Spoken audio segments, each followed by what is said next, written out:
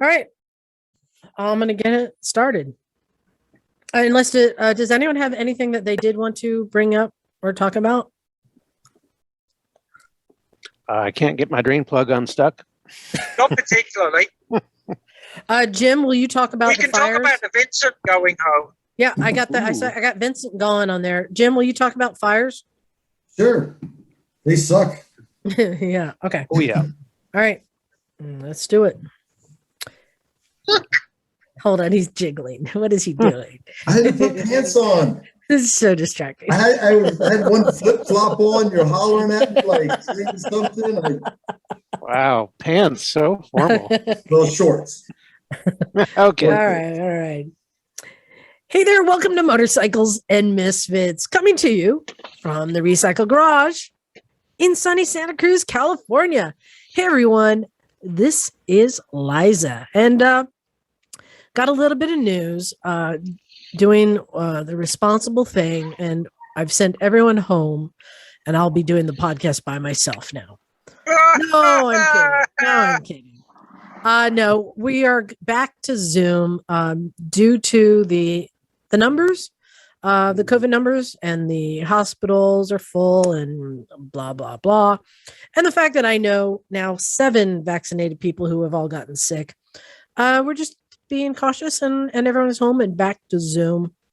So bear with us as we do this. But let's get to who is here in the virtual Zoom room with us today. Let's start with basking in the redwoods. It's Stumpy John. What's up, everybody? Here in Redwood Nation. Wishing I was in the studio with the Misfits, but alas, we're here. I know we do have more fun when we're all together, but hey, we still had the garage and some stuff happened there, so we'll talk about that. Let's see, coming to us from his most envious garage, it's Bagel. Greetings. Mask up, vax up, and keep your distance, people. Yeah, all the things. And let's see, looks like somewhere in Golden Gate, near the Golden Gate Bridge. Don't jump, Jim, don't jump. It's Naked Jim. Yes, high above Golden Gate. I'm here at the Palace of the Legion of Honor. No, I'm not. I'm in my kitchen, but that's okay. And I got to float on a pink donut this weekend in a lake. It had sprinkles on it. Life is good. Life is good. You know, I was in California with no smoke, I think. I was giving someone a tour of San Francisco once, and we were at Fort Point, which is right under the bridge. And I was just telling her that this is one of the most popular places in the country that people jump. And somebody jumped. Oh, damn. We were there. Oh, wow. Whoa. Yeah. That's a little morbid to start out the podcast. Lord have mercy. It happens. Yeah. It happens. I'm just It's saying. not the only time we've seen that, Liza, right? That's right. Yeah. Also joining us, actually, we got a twofer on this one. We got Mike McCarthy and Miss Emma.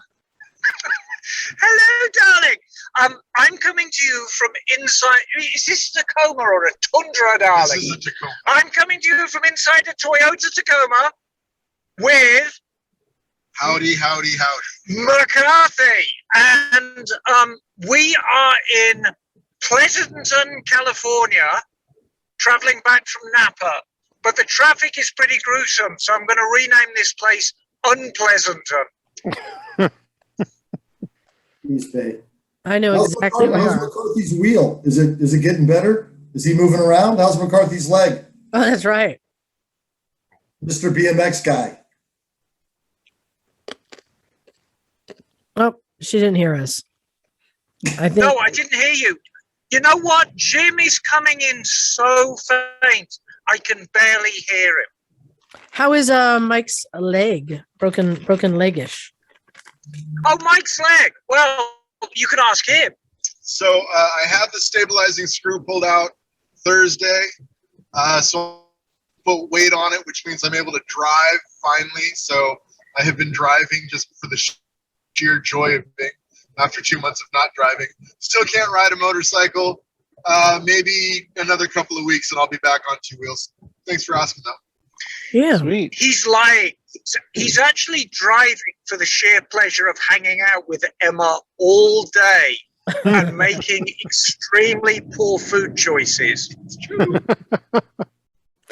So, lots been happening here this weekend. I want to talk about one thing that was it's not motorcycle related, but just kind of interesting.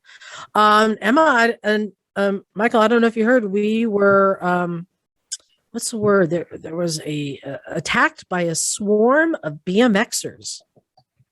You know, I heard something on the news about these like 1,000, 10,000, Yeah. 15,000 strong children on bicycles, or were they adults, or a combination thereof? It was all of the above. It was really weird. There was a non-permitted, non-sanctioned ride out, it was called, an event Yes. that was Wow. publicized, and they think about 10,000 BMXers showed up and were riding around the whole city, but getting out of control, as you sometimes do with masses of people who just start doing whatever they want. I don't want to say all of them were bad, because there were like families with little kids and people enjoying BMXs, but there were definitely scofflaws. They were like, when you have like 5,000 bicyclists go by through an intersection, like it was blocking traffic.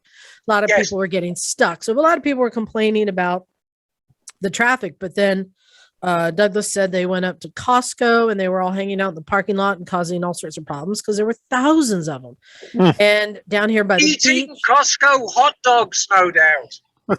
yeah. And then I heard reports that, and this is stuff like coming across the police scanners and stuff, that they went over to Safeway and a bunch of them were like shoplifting or looting the Safeway. There were pedestrians being hit.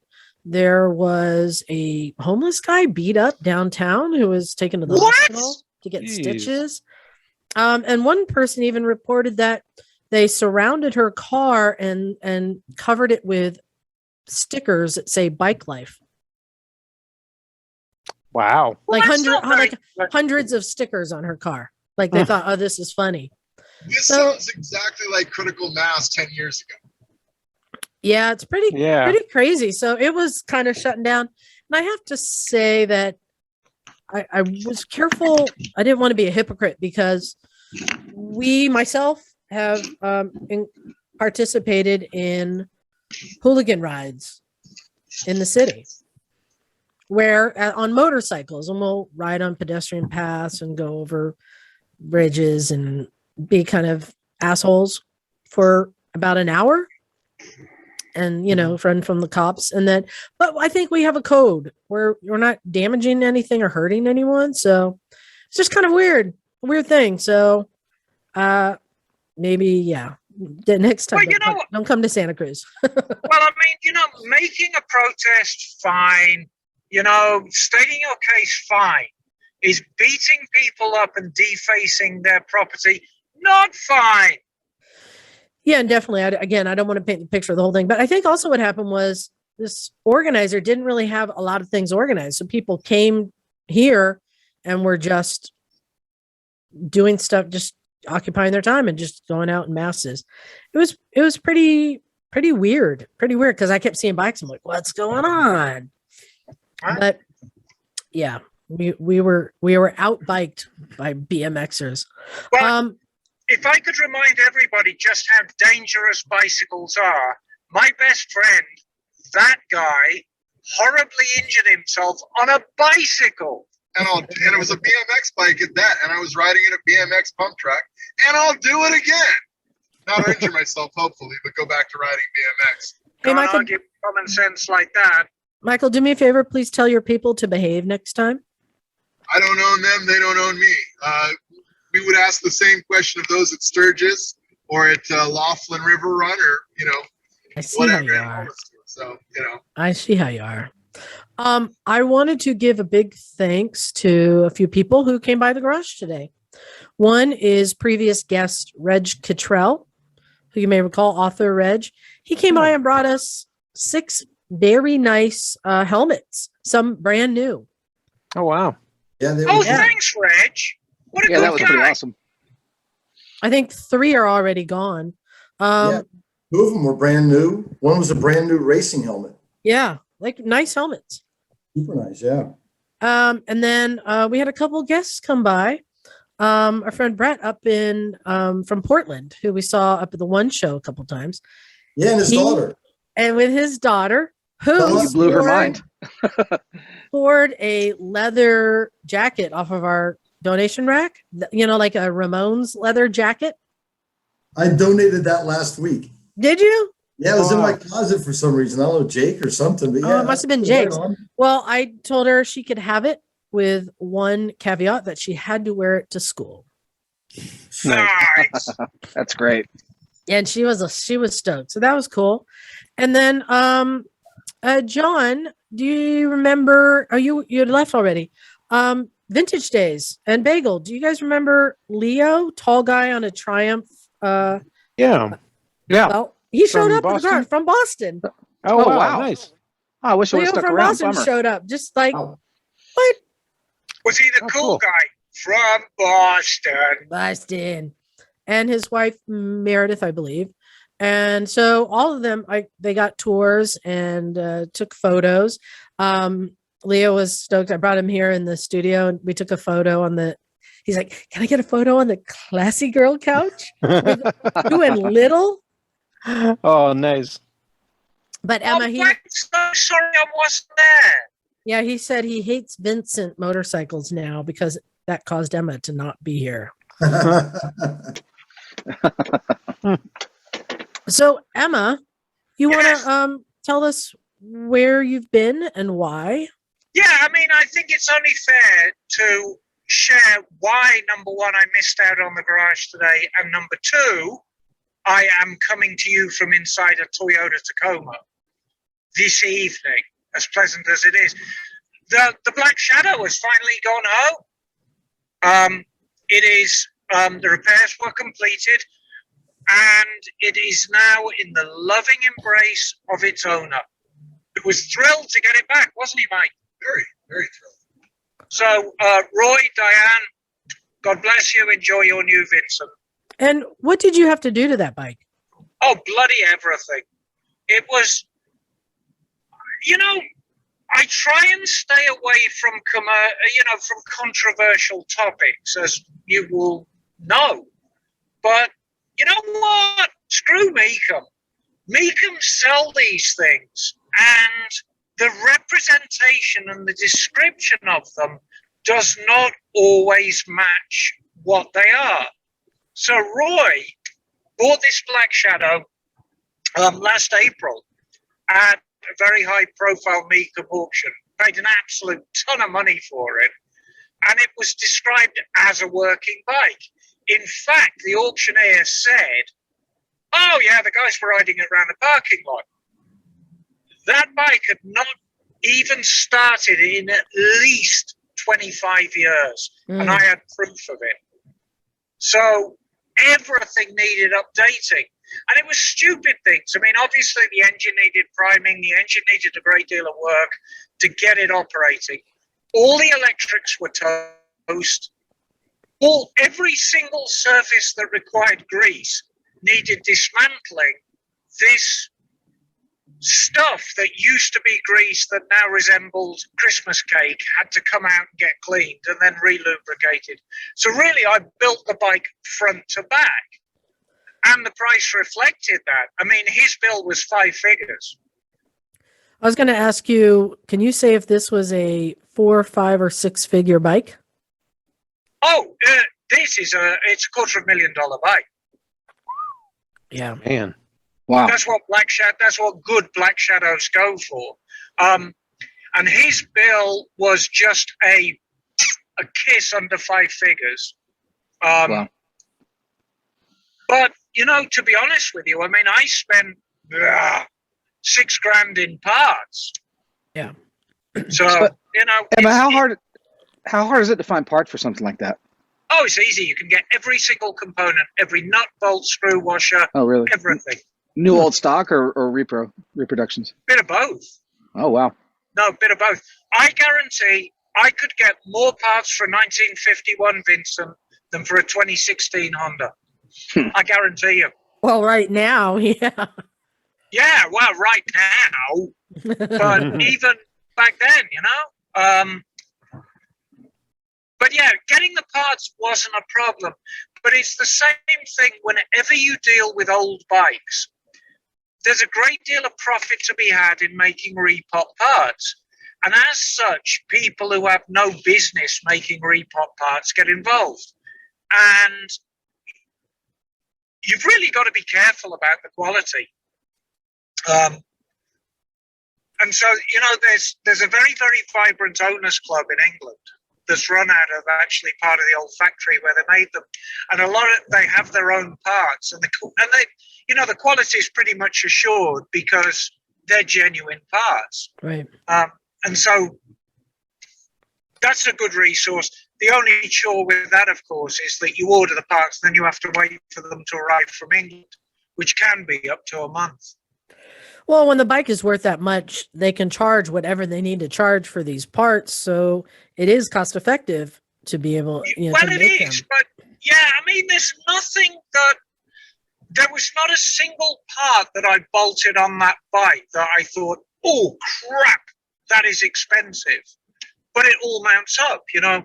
The invoice, hang on, and this isn't going to help to people who are listening, but the invoice, which I'm holding up right there, you can see there's quite a lot of parts on there. And you see some figures, and then we get down to the bottom, and, you know, oh, it's curled over. But, yeah, it was a big job. It was a big job. But now, you see, I finished that one. I can start on the next Vincent, which is waiting patiently to get worked on. Which model is that one? That's 500 Comet, half a Vincent. And the Comet's quite charming in its own respect. You know, the big 1000V twins get all the glamour, but the Comet's a fun little bike. It's about as much fun as you can have with like 22 horsepower, but it's a charming little thing. Nice. Sounds like a giant generator.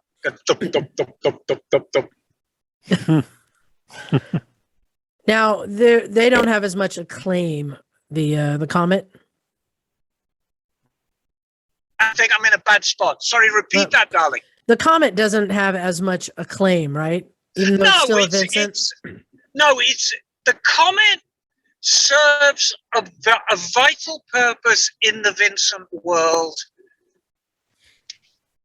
Largely, many years ago, it was for people who couldn't afford a Shadow or a Rapide, bought a Comet. Very much as a lot of people, you know, when they enter the Harley world, they buy a Sportster. Now, those who love Sportsters realize that a Sportster's got charms in a lot of ways far beyond one of the big V twins. And so it is with the Comet. The Comet is a great bike in its own right. But if you read a lot of the classic bike magazines, particularly the more pompous ones out of England, not that English people can be pompous, you understand. The Comet's rather cruelly described as, well, it's half a Vincent and it's half the desirability and half the value. And there's a little more to a Comet than that. I'm really very, very fond of them. And if you're lucky, I'll bring it down when I'm finished with it, and you can judge for yourself. Yeah, I'll do that judging as I'm riding it down the street. That's the best way to judge it. Yeah, no, there's a lot of good things about a Comet. I'm really fond of big, lazy single-cylinder bikes in general. So that's the next one. Tra-la-la. Tra-la-la. And I've got a couple of Triumphs in. One which is going to be a major heavy restoration, and the other one's just going to be a get it going, get it down the road. So Moto Town is busy right now. Busy, Emma. When are you going to expand? I'm not. I'm never going to expand. Well, you know, funnily enough, I've been putting on a few pounds lately because I've developed this fondness for cheeseburgers. And every time I eat a cheeseburger, I expand a bit more. Ba-dum-bum. How about that? Tra-la-la. Tra-la-la. I want to get to some other news. You know, we have not been as affected here in Santa Cruz and in the Monterey Bay area by all the fires up north. I know there are many states that are getting hammered by the smoke. And it Yeah. wasn't until last week that I was working up over the hill that I was in the smoke and just reminded of what's going on. But Jim and John, you've had a real stark reminder about the fires. You want to talk about the trip you had planned? Talk about Jim busting my bubble. Yeah, well, I know burst in my bubble too. Yeah, so I think everyone in the country is aware of the fires going on in California. One of the reasons I say that is if you look at a satellite image of the country, the smoke pouring out of California, I think it's inundating South Dakota right now. Yeah. And this massive swath. So John and I were thinking about doing a trip, and we were going to head to an area called Moon Rocks, which is northeast of Reno, Nevada. So it's high desert, I want to say like around 4,000 feet, BLM land. It's really pretty, really varied riding. You can see forever, see for 30 miles, no joke, like down the valleys, that kind of a thing. And we saw, if you're in California, for sure and you go outside of Santa Cruz, there's a lot of smoke. So, I started following the fire stuff a lot last year when we had the fires in Santa Cruz, right? Go figure, we're all packing clothes and some of us had to evacuate. And unfortunately, many people and friends of ours lost their homes. And I'll just mention a couple of things on that note. One is Twitter. I don't do Twitter really, except I do now for emergency stuff. If you ever want to get the latest up-to-date information for emergencies, it's a great resource. You can hashtag stuff like the name of a fire or whatever your incident might be. And people will post things and you can have it come as the latest post. So even in Santa Cruz, it was like neighborhood by neighborhood. We're putting out, hot spots here. So I'll mention Twitter is a great resource for emergency like operations management for the latest info. It's amazing. When I evacuated last year, because my house was in danger, the fires got within a couple hundred yards. Twitter was the only way I was getting like real-time notifications on what was happening. So I was super thankful. I'm not a Twitter guy either, but I echo that, man. And it is such a scary thing when something like that happens. It's so disconcerting. So I was thankful for the notifications. It's a great thing, yeah. And the other thing I've noticed for trip planning is you can use that. Also, the GAIA GPS app. Gaia, yeah. I can never remember. It has some great layers to it. Obviously, a lot of riding stuff, motor vehicle use type things. It also has layers for smoke. It has layers for where the fires are, but also satellite, or up-to-date satellite imagery for new hotspots. It has predictive stuff. So it's another great app to look at where to go.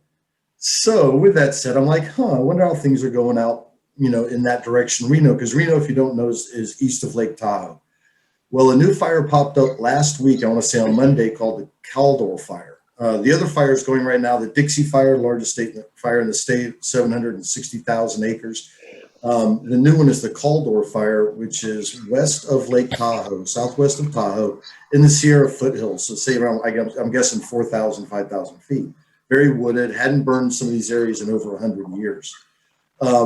So these two fires are producing tons of smoke. Where John and I were going to go right now, it's like, bright red as far as air quality goes. So I think whatever the number they use is like, it's up around, I think Lake Tahoe is in the 300s, which is shocking. Santa Cruz is like 30, Tahoe's like 300. Out where John and I were going to go, it was in the high end, like 180, something like that, the air quality index. So which is disappointing. So not to burst John's bubble, but we'll still find somewhere to ride. But the wildfires are just amazing. When you see the smoke and the impact, I don't know how people live. I was just up actually in the Sierras this last week for 3-4 days camping. You can see behind me, basically up here at about 7,000 feet, Huntington Lake. And the reason we ended up there, it's like literally the only place you can find in the state where there's no smoke other than the desert, right? It's still like 105 down there right now. So anyway, I don't know what to say other than holy schmoly, but it's bad. People are losing their homes, and I have to go down that rabbit hole. But the planet's on fire. I mean, global warming is already leaving us behind. Did you see that just recently was the first time in history that Mount Shasta has no snow on it. Right. Yeah. So I hear more and more stories. Friends of mine that live in the Sierras, not only have the people's wells started drying up earlier this year, which had never happened before. Now, little streams and creeks that had never dried up before are dried up. Yeah. I did a hike up to Rancheria Falls up that way, about 7,800 feet. You look at the pictures, beautiful kind of high alpine waterfall, something like Austria, right? Mm-hmm. And I think Rancheria Falls turned into basically Rancheria Cliff. There was really no water. Wow. Yeah, one of the charms of where I live is that there's a creek. We live on right on Kings Creek, and it's dry. And according to my neighbor, he's been here since '75. It's never been dry before. Wow. So it's we used to have like ducks out there and all kind of cool animals, and it's crazy right now. Yeah, and also this past week, Greenland, for the first time, it rained at the summit on Greenland. Yeah. So, yeah. When I rode to South Dakota, it was heavy smoke from the Bay Area all the way over the Grand Tetons and into the middle of Wyoming. Yeah, I was amazed how far the smoke was. So I guess we need to offer apologies to everyone else taking our smoke. It's in Connecticut. It's going around the globe. Holy cow. Wow. Yeah. But not here in Santa Cruz. We just have BMXers. It's pretty much it. The one pocket of California is like Monterey Bay to San Francisco. And then Bagel looks like as you get up to Portland, it isn't terrible. But as you get east of Portland, I think that because you have the huge fire up there too. Yeah, there are a number of fires here up in Oregon too. They're a little bit east of where I am, so I've been pretty lucky where the winds typically have been blowing either north to south or west to east, so that's kept most of the smoke out here. Although there have been a few days where we had some pretty smoky skies, and but we've been really lucky. There's just nothing real close by.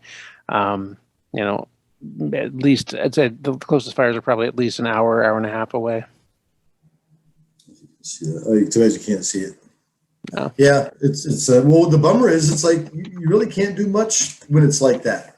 Like literally for us to find a place to motorbike where you can breathe, there's only a couple of places in the entire state. So yeah, and I was thinking that I got really lucky where when I was on my trip. I was able to find a route back that avoided the majority of the smoke, where I stayed kind of south of Montana, and I was able to stay in areas that were relatively clear. If I were to do that now, it would be probably impossible. Yeah, one thing that's coming out of this that's good, I noticed, and maybe the infrastructure, hopefully the infrastructure money that gets passed and eventually makes it out to the states, is where they're rebuilding campgrounds. They're doing really nice work. So I was at a place, a Rancheria campground. It was like a developed campground where everybody's there and there's kids. Not usually my thing, but it was a hoot. And the lake was beautiful, but it had just been kind of burned over. Not all of it, but they had what was the creek fire last year, 380,000 acres. It's hard to get your mind around until you see that stuff in person. But the state was rebuilding the campground, and it was really nice bathrooms. The sites were well maintained. So, I mean, maybe that's a silver lining. It's burning down all the old campgrounds. I don't know, but it is scary. And I mean, the view from Lake Tahoe right now, if you look at a cam, it looks like Beijing on its worst day. And I don't think this is stopping until it rains. So this could go till October, November. I mean, I saw some early reports where there's going to have another bad rain year, so that's not great. Yeah, and this Caldwell fire looks like it could burn to Lake Tahoe. I mean, to the lake. Crazy. Dude. Well, I mean, the one thing, fires is bad for all the people who live there, but it is good for the terrain because it does need to happen as part of the natural cycle. But one thing that is kind of cool is going riding after a fire. Oh, God, yeah. It's so apocalyptic. Dude. Well, me and John will be back up at Huntington Lake in a couple of weeks because that's really the only place we can go. And Pai Pai, I don't know if you're at Pai Pai, where that is, that riding area in the Sierras, burned down, whole place. Wow. But but we'll go back up there and you'll see some views where you can look over these valleys. I'm saying maybe 10 miles from peak to peak kind of, and it looks like a nuclear bomb went off. It's literally gray, white ground with matchstick trees and as far as you can see. It's just bizarre. And the other weird thing is to see if the rain's going to come back, because we didn't get a lot of rain. You didn't see a lot of the forest regrowing, so I don't, it's going to be fascinating to see these ecosystems, how they come back. And I think that, California is dumping money into resource management, cleaning up the forests, raking the forests, I'll say, right? That's what needs to happen, honestly. But I see these mechanical operations out in the national forest where they're harvesting lumber, and it's pretty cool to watch these massive machines out there. But the forests are so big. I don't think we ever get in front of where we're at, trying to clean them up. Right. Well, there's all kinds of issues, like with the pine beetles right now. They're killing like large swaths of the forests, and there's just no way to keep up with that and clear those trees before the next forest fire comes. And that's exacerbating things a lot too in a lot of places. Yeah, but Mother Nature will come in. She'll do 600,000 acres for you, no problem. Oh yeah. Why don't they just put the goats in there? Yeah, more goats. I'm not sure the goats will eat the trees. Well, we'll eat the goats anyway. They eat all the brush. Yeah. Well, I want to talk about scooters. Oh yeah. I got your attention, Bagel? Oh yeah. But it's not for me, actually. It's for John. So John's wife, Melissa, has been taking lessons from Micah and wants to get into riding. And we were talking about what bike would be good for her. And I said, I actually think a scooter would be best. Yeah. And I figured, with this group, we can talk about it. But John, you kind of got excited about one certain scooter. Yeah, I got a thing for the Honda, the adventure scooter that they have. So I think they're kind of hard to find, right, Bagel? I'm not sure, but I don't really know. I haven't looked into them too much. There it is, yeah. They're pretty new, and I wouldn't be surprised with all the logistics issues these days that there wouldn't be supply issues with them. Mm-hmm. But you're looking at the 750 or the 150? The smaller one, probably for her. Okay, the 150. Yeah. Can we buy it live on the podcast? Looks like this. So, Bagel, let me ask you a few questions since I got you here. And okay. So, what for a first rider? That feels like the right size. What will it do in terms of keeping up on the highway, and sort of how will it run with motorcycles? Yeah. Well, I'm not familiar with the 150. I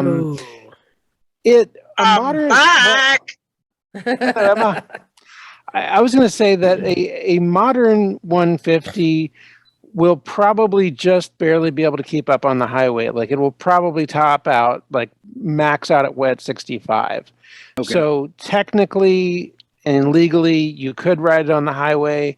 You probably don't want to ride it on the highway for very long, and it probably won't be very comfortable, with the cars whizzing past you.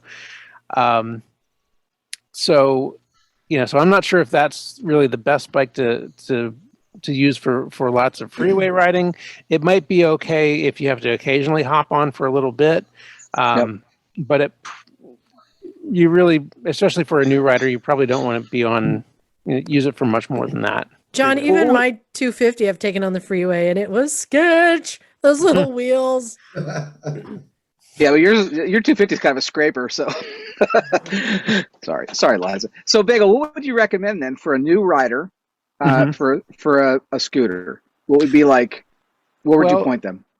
First, how tall is she? She's about 5'5".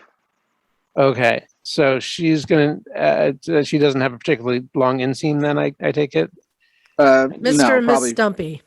Right. Exactly. Okay. And what kind of riding does she plan on doing? I think she just wants to participate in the life like I am. I don't think she's quite figured out, like, here's my niche. Take freeway off the table. Yeah. Okay. Well, may I say something? Yeah. Of course. I think she should get a motorbike because scooters are death traps. Thank you. Wow. Bah. It's all on how you ride them. But if she is, well, one thing do you know what the seat height is on the Honda ADV 150? I don't. Yeah, I don't really recall for certain, but something in my mind says that it actually has a kind of low seat height. So it might be a bike that's worth considering, because that's going to be probably one of the biggest challenges for her, is finding a bike that she can put her feet on the ground. And she may need to consider lowering the seat, shaving off an inch or so to try to get a little bit more clearance. Although obviously, as Jocelyn Snow has taught us, there are techniques where you can adapt. Right. But especially for a new rider, you want to make it easy. So, so that I'd say the ADV 150 is a possibility. It'd be worth checking out if you can find one that you can sit on in a dealership. Bagel. Another bike What that about the Fly 150? That's got a nice low seat height. Yeah, the Fly 150 is a pretty good bike. This is Piaggio's 150cc bike that has the same motor as the Vespa LX 150. And so yeah, those are good bikes as well. They're worth considering. The Piaggio is a little bit cheaper than the Vespa.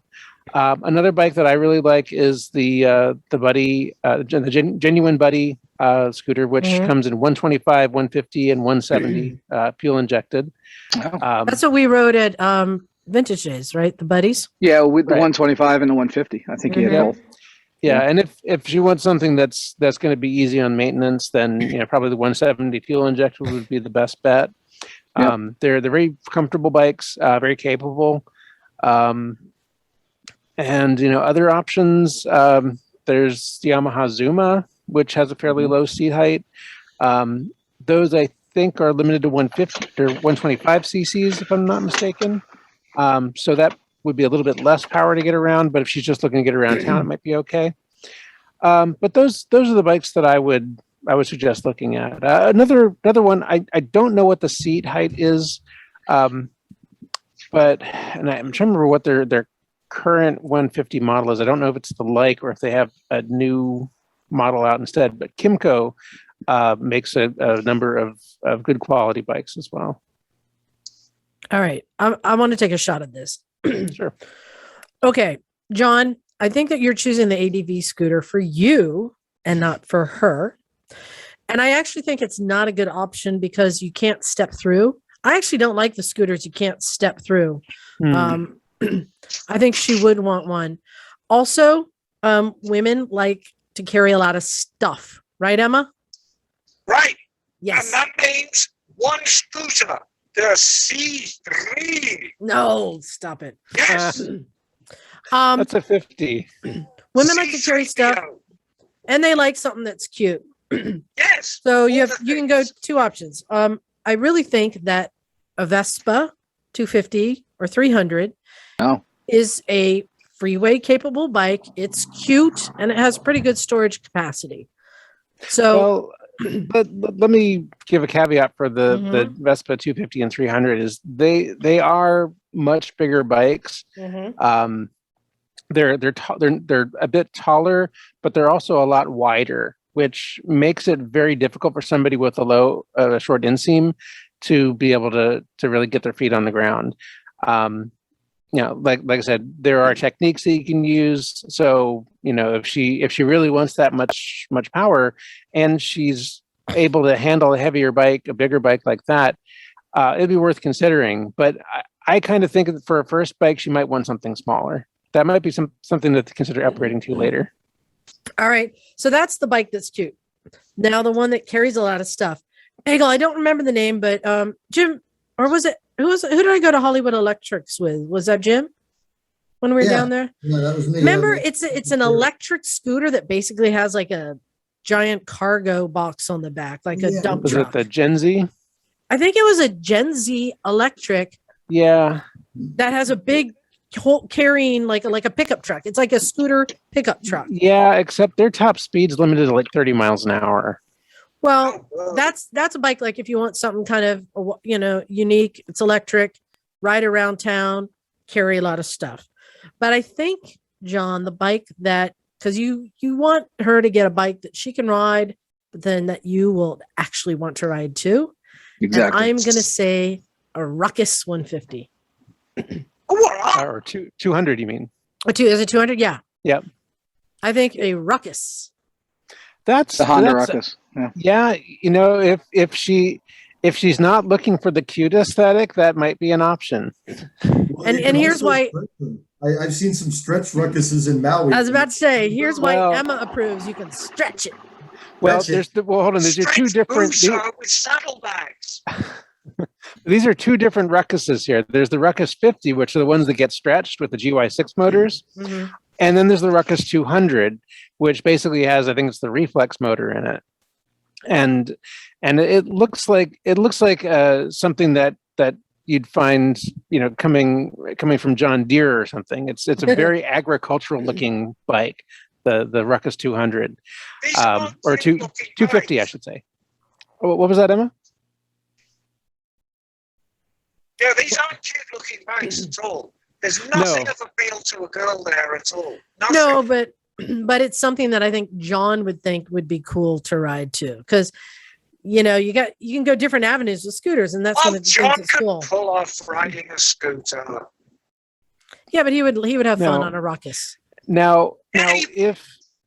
if she were to go the route of a stretched Ruckus 50 with the GY6 motor, the advantage there is that you've got the lowest seat height ever on one of those, so no problem reaching the ground. Like you could put your feet on the ground with your knees bent at 90-degree angles on one of those.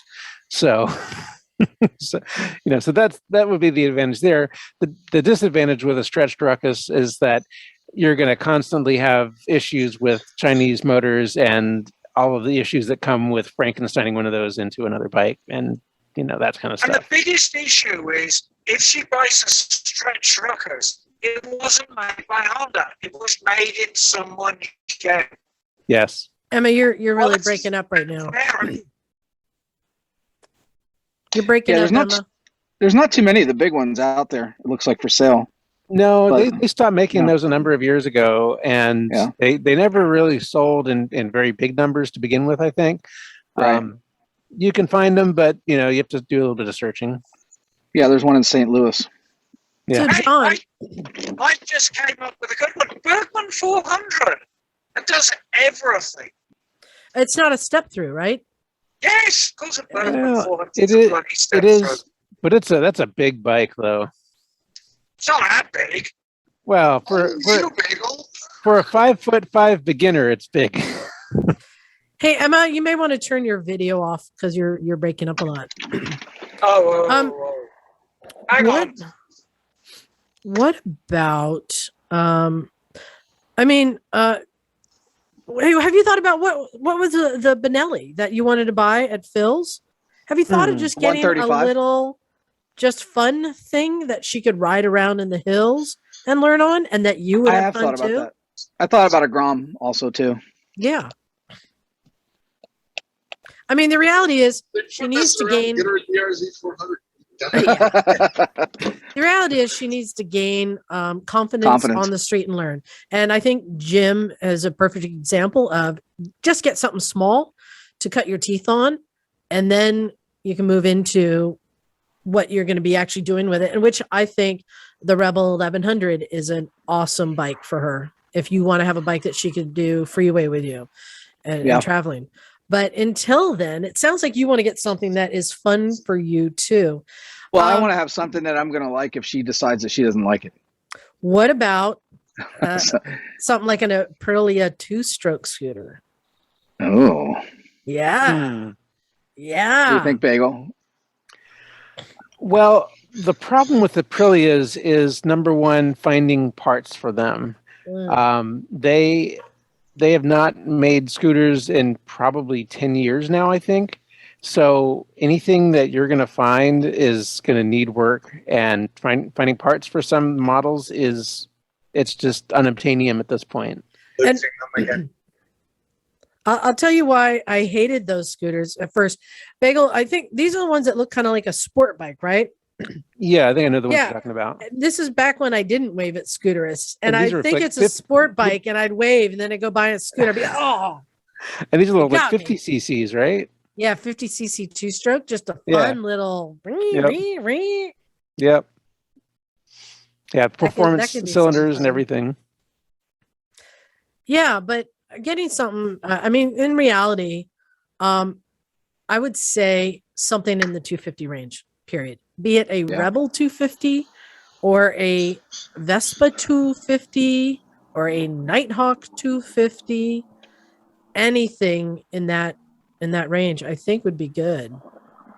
Yeah, I felt bad for her because she's around me and all of us, and it's become second nature for all of us. So I think that she thought she was going to like jump into the test, and all of a sudden it was just going to be second nature and jump on it and go. But I think the shifting of the gears and trying to make it through the cones and around that big circle was a little too hard for her. So I'm wondering if we take away the shifting, that it'll help her sort of focus on just the riding aspect of it, and then later on we can add in a little more complexity. Which again, that's why I like that Rebel 1100 with the Not for a first bike though. ACT. Really? Why not? That's You would put somebody on for 1100 for a first bike? that's a lot of power for a first bike. I don't know. Emma, what do you think?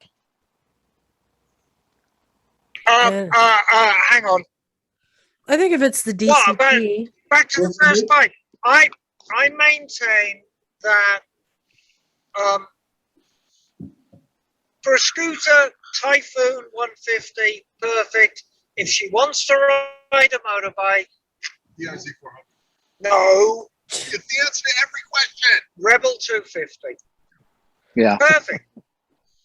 but the reality You know, is, that's- the reality is, if you need a gateway, I actually Right. think that a Vespa is a great gateway because they're cute, they're fun, and they're extremely functional. nothing And they have to resale, help, right? Oh yeah. The motorcycling. Well, I'll say my neighbor who's an artist just picked up a Vespa. It looks brand new. I don't know what kind or anything. But No, brand new. It's this beautiful green color. This is such a Beautiful green matching helmet. It's the most adorable, cutest thing ever. And she has so much fun riding down the street on that thing. Nice. Yeah, I mean, I'm not sure, what your wife's thinking, but my neighbor just loves it. Her little Vespa scoots on out. It's a beautiful green, huge grin on her face. There you go. I think I think we might be onto something. But you know what? There might be another option. Uh-oh. We'll just see. It's game time, you guys. Oh yeah. Yeah. So I prepared a game for you guys. Do you remember how to play What's It Worth? Vaguely. All right. Hopefully, Emma, you guys can hear, so you two can play along. What I've done is I have found some bikes on Craigslist, and I'm going to show you a picture of the bike, and you guys need to guess what its value is and what you think they're asking for it. And instead of competing against each other, I want you guys to work together as a team and kind of give each other, your opinions and vote. And then Bagel, I'll make you team leader. You get to collect from everyone and come up with the numbers. How about that? All right. Let's see how well you guys can do. So let me bring it. Let's see. Let's go over here. Let's get away from the scooter and we'll go over here. Nope. We'll go over. Here we go. This is our first bike. Can you all see it? Yep. Okay, what we have here is a 2003 BMW K1200 GT. Mhm. And this bike is nice BMW sport touring bike with side cases and low miles. It has been fully serviced, transmission service, oil, everything, final drive service. It is a good running, decent bike. Again, this is a 2003 BMW K1200 GT. And the reason we're playing this game is prices are crazy right now. Mm-hmm. What's the mileage on it? Let's see. It just said low miles. Let's see. 17,000. Wow. Hmm. Yeah. And what year is it again? 2003. Wow. Can we That's ask like clarifying 1,000 miles questions a to year. Emma? Yes, you guys work together. Do we have Emma on the line? I don't Oh think no, so. did she Bummer. drop out? Yeah, bummer. Well, there we go. Huh. I would Well- say, knowing that they've got issues specifically, I think the ABS systems can be wonky with those when they start getting old. Yeah. I would say $3,000. It's worth. Maybe. I was thinking more along the lines of $5,000 because again, it depends a lot on the history. If it has been, ridden very lightly, gone to Starbucks, once a month or something to put 1,000 miles on it a year, and it's been maintained religiously, maybe it's worth, upwards of that. But with that low mileage, it has been sitting for a while. And as we've talked about Right. before, especially for these very complex bikes, that can be a real problem factor if they sit, just I'm with John. unmaintained. That's been one of the things. The ABS brakes, can be an issue. All of that, but otherwise, I would guess this thing would go for like around with Bagel, maybe $5,000 or $6,000. Because if it is rare, in okay shape, what a great sport touring motorcycle. But it's what year again? 2003. 2003. Man, that's old. That's old for a Beamer. For this kind of Beamer. Yeah. So, Low miles. Bagel, what do you think it's worth and what do you think they're asking for it? Well, I think between everyone in the group, I think I want to say, let's say 4,500 is probably what it's worth. Okay. I'm going to say they're probably asking 75. Ooh. Well, in this case, they're actually asking $3,688. Whoa! Oh, that's a good deal. Go buy it right now. That is a good deal. Yeah. And that is in San Jose. So here on our local Wow. Craigslist. And Yeah. is there anything wrong with it? No, he said he has a bunch of BMWs and he just got another one. He's got 4. And Wow. so this is just sitting in the garage, but it's been serviced. That Somebody sounds should like a go good buy it. deal for someone. Yeah. Yeah. When it's hard to find deals right now. All right. Mhm. Bagel, do you want to stay team leader? Do you want to pass it to someone else? I don't know. Does anybody else want to be team leader? I nominate Bagel.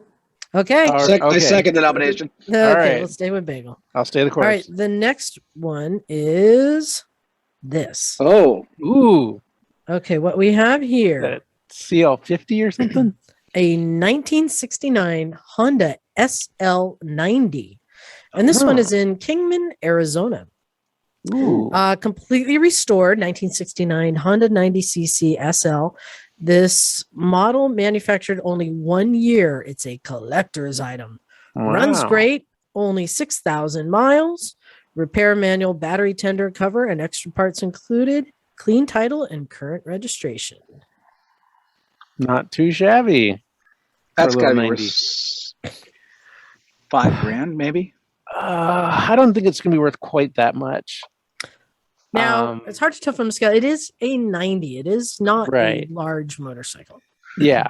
90's not going to fetch $5,000. So are we talking like normal market values or COVID market values? We're talking about right now. right now, what people are paying. Now, if it were a CT90, that would be crazy money. Yeah, that'd be Mhm. $4,000 or $5,000. But it's a big wheel bike, so I'm guessing that it might go for 25 to somebody who knows what it is and really is looking for that. Mm-hmm. And if it's been restored well, it looks nice from the picture, but it really depends on when you get into the details. about how quality a job it was done with it, that will be a big determining factor on the price. But I would say $2,000 to $2,500. What do you That's guys what it's think? worth. Yeah, I'm kind of there with Bagel. I think the others are more desirable, so maybe, I mean, I would think someone would list this for $3,000 just because motorcycles seem to be expensive now. But it is small, it's a small bike. Yeah, I would say But it's the plated. Yeah, that's Yeah. true. Ask for 3,500 and maybe it goes for 2,500. Yeah. I think that's low. For what it's actually worth, you mean? Well, okay, actually, I'm thinking about now what they're asking. Right, one thing at a time, because Yeah. I was in terms of what it's actually worth, meaning like what somebody would pay for this. If money was no problem for me, I would go in and pay $2,500 for this, and assuming it's in the condition he says it is. Okay, so assuming it's a quality restoration, done right parts, Right, Honda parts. Okay, so 2,500, optimistically. I'll say 2,500. 2,500. Okay, so then what do you think this guy's asking for it? 45. I'd say asking 35. Yeah. Okay, yeah, I kind of would. I'm kind of thinking he's probably asking 35 or so. So. All right. Are you ready? Yep. Okay. They're asking 4,000. Right in the middle. Wow. Yeah. So you guys were there. That was pretty good. Yeah. I mean, what is it worth is what someone's willing to pay. So we can't say what it's worth, but Right.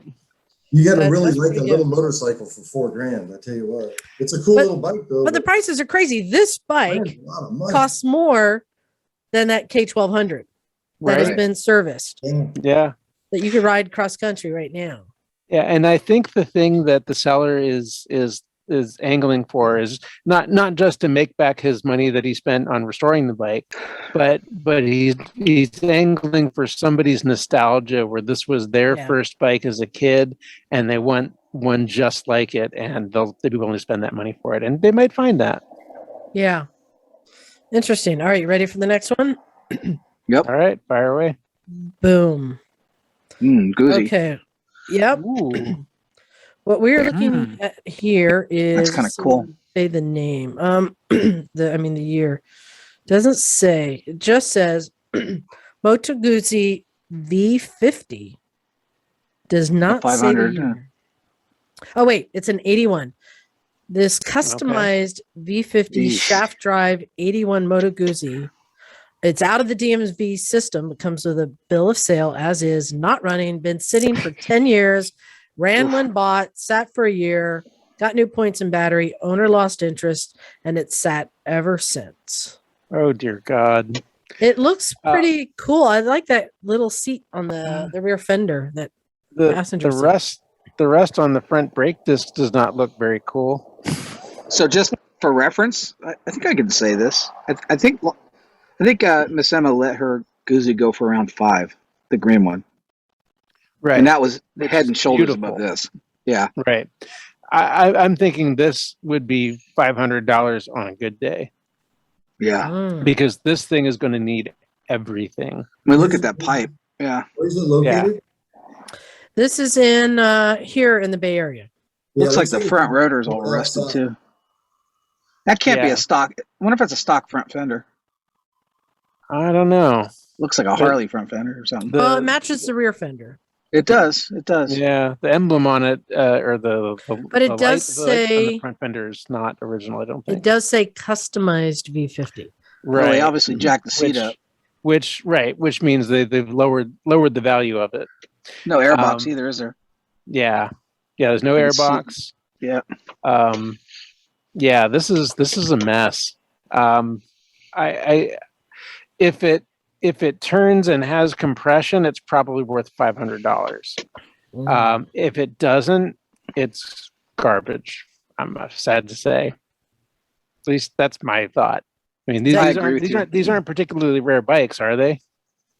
I don't know actually. I don't think so. But yeah, this one looks like it's been severely neglected. after it's been, bastardized by somebody's idea of making a custom. And it's not the worst custom, but It's pretty close to it. it might have looked okay back in the day, but it's going to need to be gone through completely from top to bottom, and it's going to need way more money to get it going than it's going to need to be to actually buy it. Is that headlight stock or is that? Oh no, that looks like it's That's a aftermarket. crazy looking headlight. Yeah. Yeah, who knows if that even works? I bet she's asking I don't know. $3,000. What do you guys? Oof. I would say he's probably asking $2,000 because it doesn't run. Yeah, I'm with Bagel, $2,000 and at best $500. Yeah. Yep. All right, you ready to find out? I'm Yep. ready. The owner of this bike is asking for $800. Oh, Okay. What price? Yeah. Yeah, that means you could walk away with it for $4,000 probably. Yeah. So yeah. and even that's though it has reasonable. rust, it is a complete bike. I mean, it's Right. customized, but And like I said, if the motor turns and has compression, for even $800, it's not too bad. You can Well, do you saw something it. with that. this is I think a good basis for doing a custom, Another Right. custom. because Yeah. you're not going to mess it up any more than it is. Exactly. But what you have is a pretty cool 80s Moto Guzzi here. Yeah. So not a bad deal, I think. Depending on a lot of things. Yeah. All right, let's Yeah, see. if the motor's stuck, it's not a good deal. Yeah. Let's see what Yeah, is this the gearbox, next. that's an issue. Yeah. Oh, look what we have Yeah. here. Oh, dear Lord. Heck yeah. Yeah. So what we have here What? is a Sims custom Harley, a 2002 custom. So remember the height of the custom yeah. trim. Yep. Oh boy. If you can see what it says That on was- the air cleaner, Thug. it says thug. There are Yes. 4,200 miles. Was it's a that a brand or a statement? Well, it's a custom built 131 Thug motor. Okay. 150 horsepower with a Baker 6-speed tranny, Sirianni front end, Legend air ride system, performance machine wheels, custom paint. It's a show bike ready to go. It's got skulls on it. Added money. No Say- flames though. They need some flames. No flames. 2002 custom chopper. This is something that is hard because there was a lot of people building these bikes, and you can watch like on SRK or Bikes and Beards, like he bought a West Coast Choppers bike that was just a piece of shit. For I think Yeah. he didn't. I pay think I that saw much that for it. one. These So- bikes, they aren't cheap though, right? I mean, when these things new and it was a hot market, these were not cheap motorcycles. It'd be No. 80, 100 grand or more. Yeah. No. Not this one. Looks a little more Maybe not this one, but Performance some of change. them. It's more of This a production. Probably was. This probably I'd went for say a 25,000. 40 Oh. maybe. Really? Yeah. Yeah. I don't know. I'm gonna I'm say, guessing. yeah, I'm gonna say they're asking, maybe this- 20 grand for it, and I'll say it's, worth 15,000 now. I Mm. think that's high. So, Liza, this one is not a one-off. This is a production custom, so to speak. It's Sims Harley, so I think it's a shop Yeah. that built it. Okay. Like a lot of the shops. And, Yeah, and Sims would come to the house to rally every year. They'd bring trailers and stuff like that, like really cool custom paint. They do Yeah. cool stuff. yeah. And what does it say on the seat? Do you have any idea? Let me see if I can see what that says. Can't quite Snitches make get that stitches. It might say Sims. It says Sims. Oh, it says Sims. Okay. It also says it on the rear Hmm. fender. Yeah. The thing is that there's not a lot of demand for big custom cruisers like this. And trying to figure out what it's worth is really tough because it all depends again on what somebody's willing to pay. And it could be that there's nobody who wants to pay any decent money for something like this, or there might be one person who's willing to just throw their whole wallet at you. Oh, and I forgot to tell you where it is. This is in Vacaville, California. Mm, How many miles again, Okay. Liza? Oh, 4,200 miles. okay. Wait, And but it's don't it's from what year again? 2002. Huh. So they haven't been riding very much. Yeah, I'm gonna say, and I'm assuming it's running and in good shape. Just says ready to go. Okay, well, let's assume it's running in a good shape. I want to say they might be able to get 7,500 for it. Ooh. I'm thinking more like probably- 9. Yeah, they're probably asking 15. Yeah, I'm with Bagel because don't forget we go to these big twin events. Jim, you're always with Bagel. Come on, buddy. we go to these rally things, and you see bunches of bikes like these. I think for a certain Yeah. set, they're still popular as whatever they are. Yeah. But I'm thinking more on the high side. I bet 15 grand. That's what they're asking. Yeah, because they're probably into it for a bunch more than that. Oh, it's yeah. like, oh, I don't. It's worth all this. It's like, no, it's not, bro. But Right, but this is 40 grand almost 20 years ago that Yeah. they put into it. So And what can you get out of it today is And there's a lot to it. It's got like this basic custom fat rear fender, a simple Mhm. gas tank, and an air filter cover. yeah, There's Well- it's low. It's got some nice lines. It's got a nice little very very small fairing around the headlight. It's a nice looking bike. What did you say, Bagel? I mean, for the genre, it's a nice looking bike. Like it's not hideous. And I will say it is a rideable custom chopper, Yeah, as opposed to ones that have like crazy front ends or right. right. It's not like rigid. crazy raked out or anything. All right. So, and I'm just going to throw in my 2 cents. I think it's worth about 15 because it's pretty clean. My custom chopper is having issues with the chrome after just a year or two, but this one looks actually very well maintained. They are asking 26,000. Wow. They're trying to recoup their expenses. Yeah. Good luck. Yeah. But you know what? Again, I don't know. That motor is worth something just because even though it's a custom Good. chopper, all Yeah, the parts but- will attach to any Harley. So you could drop that into a Harley. Yes. The gearbox is probably worth some money too. The 6-speed. Right, but that's You're worth about $3,000, I think. right, but Wow. that's perpetually shrinking market though, Liza. Yeah. Yeah. That's the thing. It's like who's going to pay that? That's the I will question. say the fact that it has Thug on it, Sims on it, and a skull on the gas tank. Yeah, If you just paint it black, all those things black, it might increase the value. would it increase the value? All right, I got one more for you. All right. All right, let's see if you guys can get this one. And we're sticking with a Harley. Oh, V-Rod. V-Rod. Exactly. So we might want to explain it for the listeners. So what we have here is a 2002. So again, 2002 Harley Davidson VRSC V-Rod. And this one, All right. Bagel, if you are interested, is in Portland. Wow. I could get a real bike.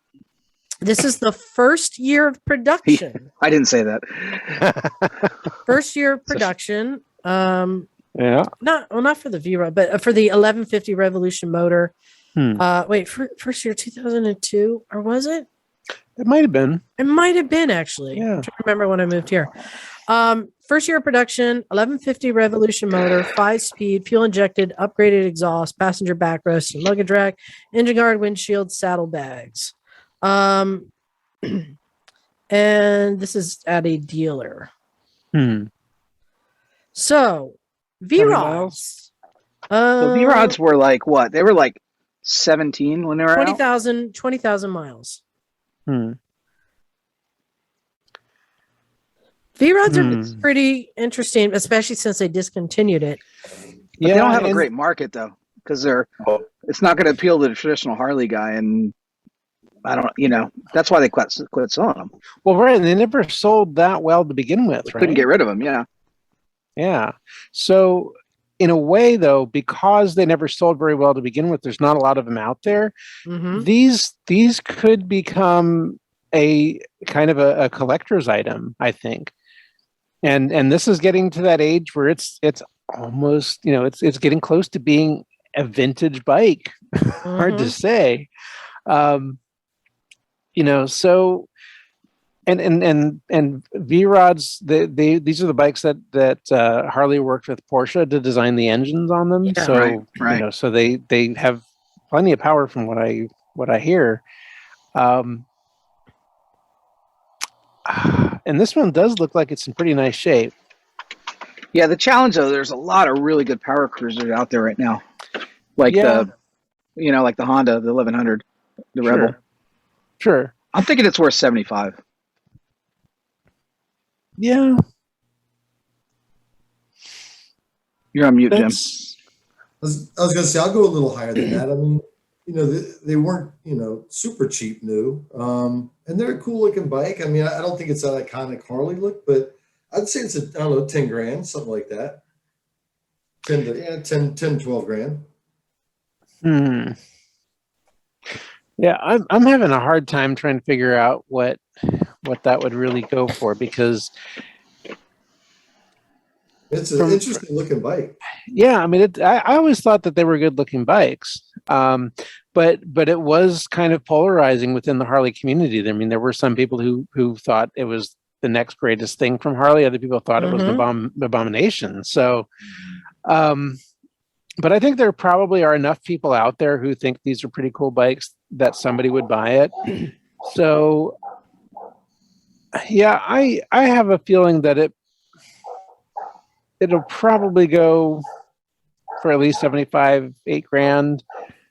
What they're asking for it, since it's at a dealer, especially, and it's got low miles.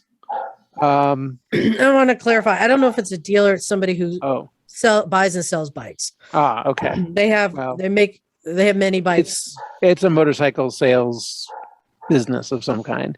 Yeah. Yeah. Oh, this is at Allen's Alley, American Motorcycles. Okay. So yeah, they're probably asking about 12 of it, I would think. All right. And John and Jim, what did you say? No, that's why I said 12. Huh? Yeah, 10 to 12 grand. What they're asking? Okay. Yep. Personally, I kind of dig the first year V-Rod. I think it is and will be more collectible. They are asking the pricely sum of $6,900. We were close. Wow. Not bad. Yeah. And that the whole point of this, I want to show you guys that there are still deals. I mean, we were talking about, Jim has bikes he's trying to sell, and they're worth a lot right now. We had a kid came down today on his CRF 250. It's very clean. He's kept it very clean. And it's worth now what he paid for it brand new. Yeah. Like 3 years ago. Which is just crazy.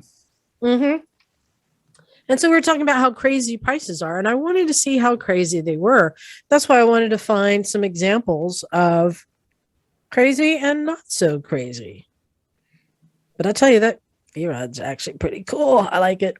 Mm-hmm. Bike. It's funny. I was over at a motorcycle place over in San Jose or Santa Clara, and they had a TTR 125 big wheel. It was, maybe it was 10 years old, something like that, clean. It was for sale for like $3,200. Wow. TTR 125. I think I paid $14 for mine. Doug said he paid about the same for his. Mm-hmm. Crazy. Man. It is crazy. But people want to get into riding and finding the deals in there. That's why, Jim, I hope that Logan calls you, because you're offered your bike up at a great deal. He rode his CRF 250 from Walnut Creek down here, which is about an hour and a half ride on freeway, and he avoided freeways. Wow. Yeah, that is doable. I have done that on a scooter before. Yeah, it took him a few hours. A little dirt bike seat.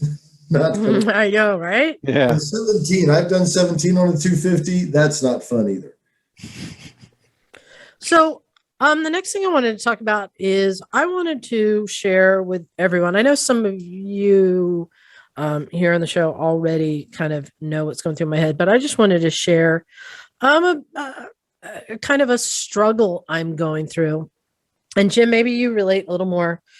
When I got the Africa Twin, I thought it was my forever bike.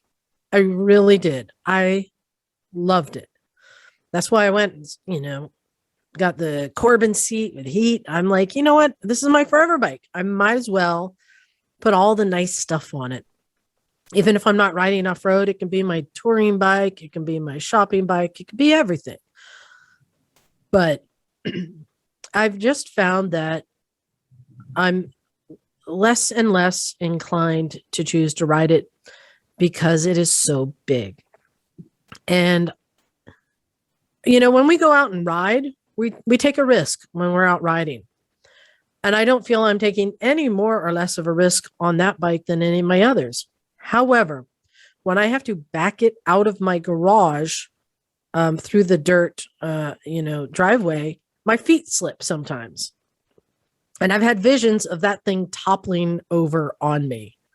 And I have to admit, I now, for the first time in my life, a little intimidated by a bike. And I know a lot of other people have experienced this, especially short people, a lot of women.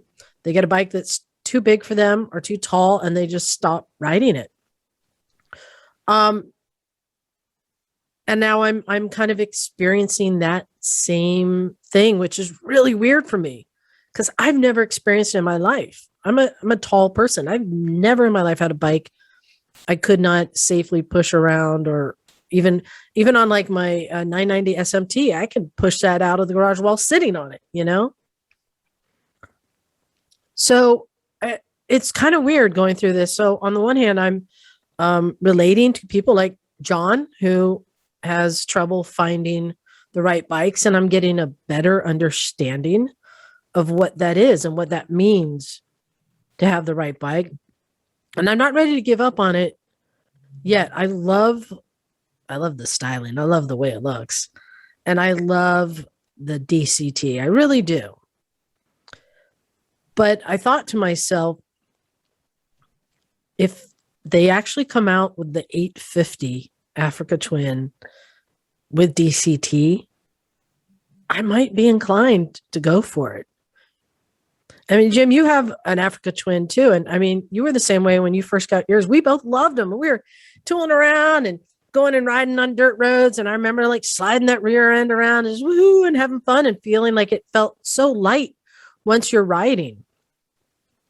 Yeah, I still love mine. But you're right. It's a tall bike. And really it's kind of been it's turned into my touring bike. I think we've talked about this, but if 3 hours or less, I'll take the FC1. I love that bike, but 3 to 12 hours, I'll take the Africa Twin because it's that much more comfortable, ergonomic, has the power. But there's no doubt the hardest part about that bike is stopping and starting. And same thing, your feet slip a little. It's a tall bike. It's like motorcycling is supposed to be fun. Sure, we have our shit moments and the heart starts pumping, but you should feel comfortable on your motorcycle and not worried about slipping and getting pinned under it, just getting it out of the garage all the time. So, we don't marry motorcycles necessarily. That's the beauty of it. So if you're not feeling it and it's not really getting you psyched every time you throw a leg over it, then absolutely look at different options. I think an 850, sitting on that Tenere was awesome. I've sat on the KTM, whatever it was, the 790. Those things are sweet. For you, Liza, it's going to basically be how do your legs feel. Does it fit you? Do your legs work? Yeah. All that stuff. Is the T7 any lower than the Africa Twin? I think it's 36 or 37 inches. I don't know. All I can say is sitting on the two, they're vastly different. It's hard to say why, but like when I got on that, either the KTM or the Tenere, it just felt so nimble and small compared to the Africa Twin. Africa Twin is just a tall bike. But it's the beauty of motorcycles. We can sell them and get another one. Yeah. It's 34.4 is a T7. Well, Liza, I have to Mhm. say that your concern about big bikes is something that I share. So, are you saying that you want to ride a scooter now? I have a scooter, Yeah. Bagel. Right, Actually, it's the one thing I ride the most. well, there you go. Maybe what you just need is a bigger scooter. Time for a Maybe Bergman, Liza. You've graduated. no, I no. know. Maybe you need the Honda ADV 750, I which know, is right? available with a DCT. Just to drive John crazy. Yeah, That actually might be the rig for you, Liza. Dude. that's true. Seriously? Ooh. How would it do on gravel? You think we could take it on gravel? I don't know. It all depends on how it's set up, but I imagine it's an adventure bike, so I imagine they have some mode that would be good for gravel, right? It'll probably just suck all around, but it looks cool. Yeah, because I don't It's think from you could Honda. dab. It's not going to You suck. could dab it all in the it. little wheels. I don't know, but I'm I'm just saying I'm just sharing this what's going on in my head, which again is new for me, and maybe a lot of people have experienced it. If you've experienced something like this, been intimidated by a bike, email us, let us know, share your story. What bike? I'm just curious what bikes other people have been intimidated on. Like I remember I had a friend, she's a smaller woman, but or medium-sized woman, and she's like, I want to get this Triumph, one of the sport bikes. I'm like, yeah, I think it's going to be too tall for you. No, it'll be fine. And she went and got it, and then she rode it to the garage to show it off, and she pulled up to the garage and fell over. Oh, And I told her, here's what's going to happen. I told her before she bought it, it's going to be too big. You're going to fall over a couple times, and then you're going to stop riding it. And that's exactly what happened. yep. She rode it a couple times. I think she fell once or twice. She didn't get her foot down fast enough, or it just got too heavy. And that's the thing with this. My feet are down. I mean, I'm flat-footed on that bike, but it doesn't take much lean for that Oh yeah. top-heavy bike to Right. go. And that's why, like we always joke, I always announce like a tree falling, I'm going, because it starts pretty, it Right. doesn't take much of a lean before I realize I don't got this. I got to Right. just let it Yep. go. Right. And it's one thing for a bike to be heavy. It's another thing for a bike to be heavy and top heavy. Exactly. Because like the what is it, the Zero SRF and the Harley Livewire, Mhm. those are heavy bikes. They're like 500-pound bikes, but they carry their weight very low, so they're actually pretty easy to handle. But the Africa Twin, it's way high, and that adds a whole different factor in stability in trying to maneuver Yeah. it when And that's the beauty of the those- boxer motor, too, because the boxer keeps everything low. Yeah. The one thing to play devil's advocate is, we don't ride those bikes like we used to either, Liza. Whenever we first Right. got them jazzed and did, Jocelyn's class, we were doing all sorts of crazy things on those bikes, and they felt real comfortable. I know it's different, like, where you're trying to Right. push out of the parking spot and there's loose gravel. That's like the hardest part. But I mean, just to say, before you throw in a towel, maybe just spend more time riding it and everything else. I do what you're saying about it, especially with the Corbin seat. The seat's a little wider, which also brings your feet up a little bit. Right. But I'm also talking to myself. It's like, these are non-durable skills if we don't practice. Yeah. And I'm not throwing it in yet. I'm just vocalizing kind of what's going on in my head, which is kind of weird. We're going to get to emails in a minute, but before that, I need you guys to talk amongst yourself because I have a cold, so I've been drinking a lot of water, and now I got to pee. So I'm going to rely on you guys to entertain everyone for 5 minutes. All right. All right. Go. So, Bagel, let me ask you a question. Can you Yeah. take the motorcycle test on a scooter? That depends on the where you're getting your test taken. If you're doing it through the Motorcycle Safety Foundation, if they're offering a class with scooters, well, again, it may have changed also because in California there's a new organization running it now, so I don't know Right. their restrictions are. But basically, if they will let you bring your bike to the range to ride and be tested on, then yes, it should be possible. Or if they have scooters there that you can ride, then obviously it would be possible to do it there. But it might be that some of the motorcycle safety programs only allow you to ride a motorcycle for your test. I'm not sure. Yeah. Most of the state given or state issued tests, as far as I know, you should be able to ride those on a scooter because it's registered as a motorcycle. You can take your test on, on it however you want. I just Googled it right quick, and you're right, Bagel. I think one of the caveats was it has to be more than 150 cc's. Oh, more than 150. That may be in California, yeah, because or at least maybe more than 50 cc's, because there are two different levels of licenses. There's the M1 and M2, and the M2 is for 50 cc's only. The M1 is for everything. So there is that restriction as well in California. So I think if you take your test on a 50 in California, they're only going to give you an M2. Oh. At least I've heard that happening before.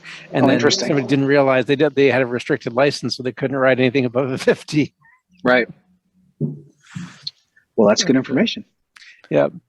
But generally it should be possible one way or another. Mm-hmm. All right, I'm back. How'd you guys do? That was the quickest pee ever, by the way. Yeah. I'm impressed. I'd stand up, I learned a lot from you guys. Just shake it out. It's all good. There you go.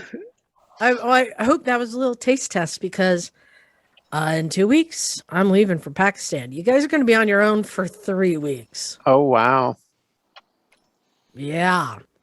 So hopefully you guys will talk amongst yourselves and come up with some things to talk about. Yeah. So we do have one guest that we've been, we got to put on the calendar, and John Douglas would really like to be a part of that interview as well. Great. Cool. Bagel, just curious, do you wear earplugs when you ride? Nope, I don't wear earplugs. I listen to either music or podcasts in my head, the sound system in my head, my helmet. Nice.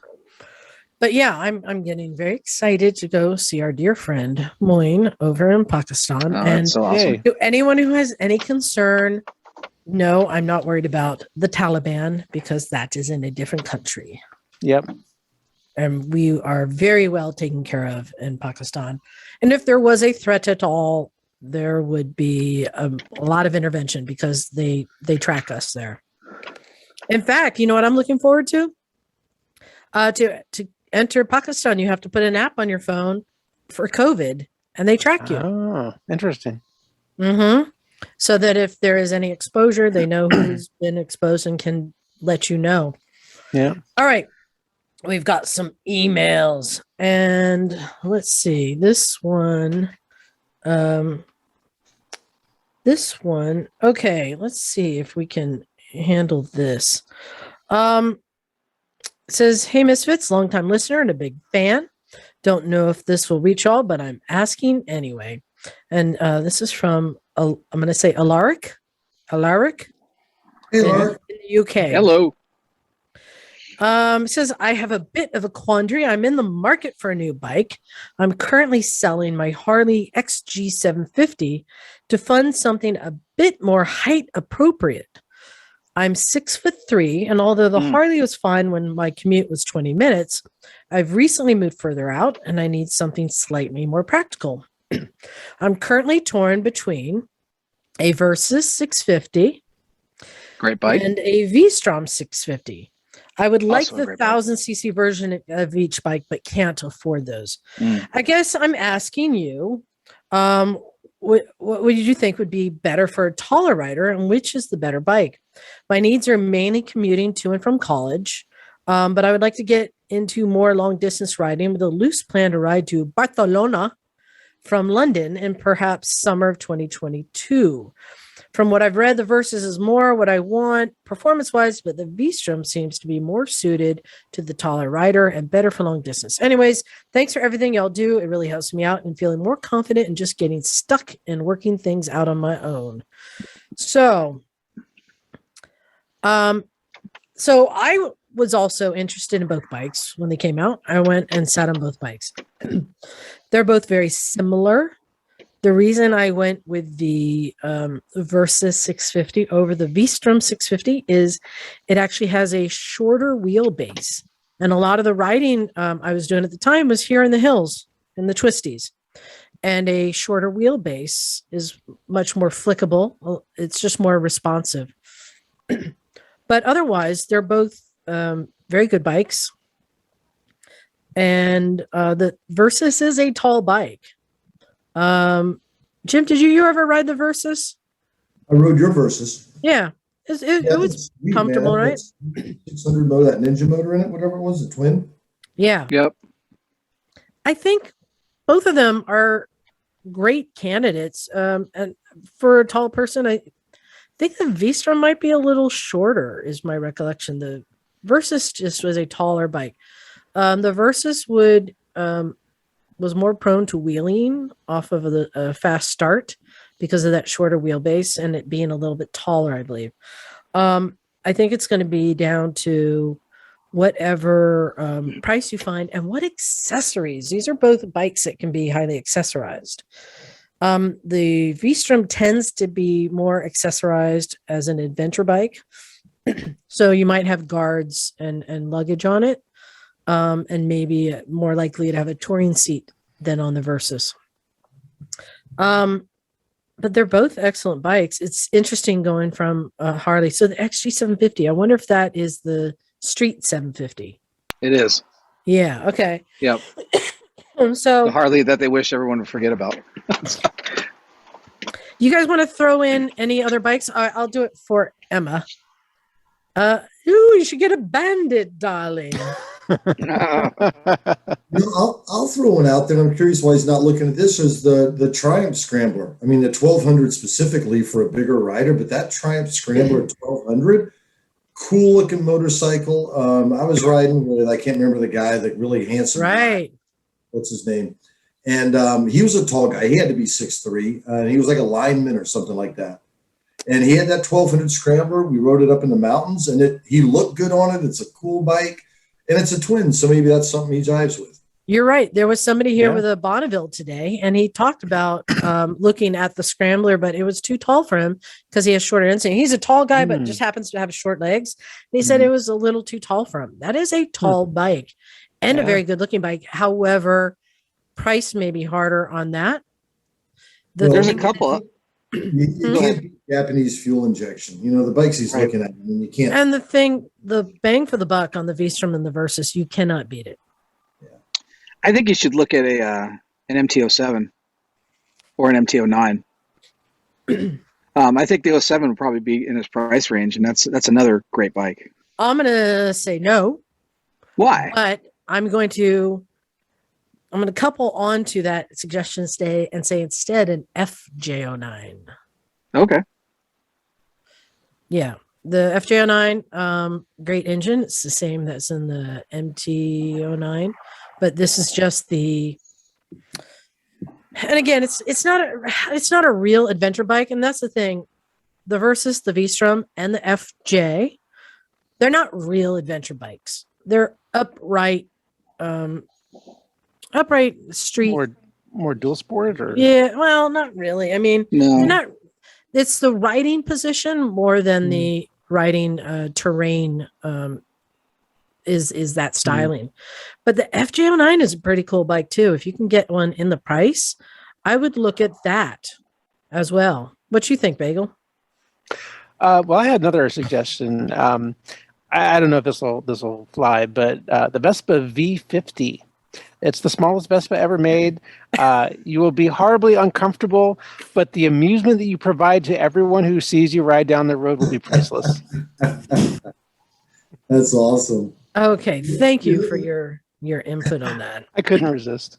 I'll give one more plug for the V-Strom. I was in the dealer the other day picking up the Honda, and I saw the new ones, the new kind of the way the new ones look. They look pretty good. Yeah, they're pretty cool.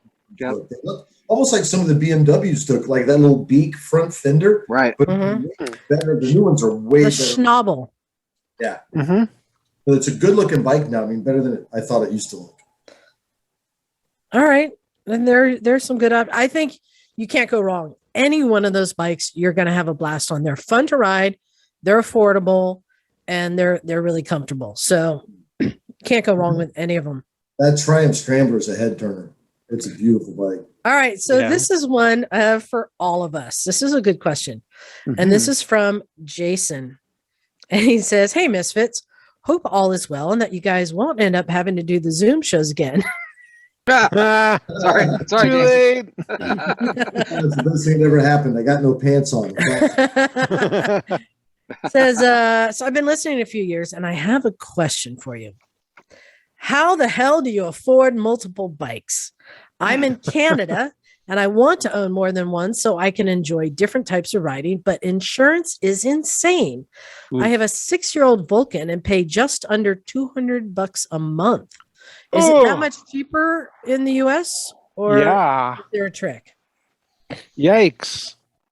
Well, I think So it depends on if 200 it's financed. Canadian is what here? Yeah, but that's $2,400 a year Canadian. For That's a bike. probably $3,000. Yeah.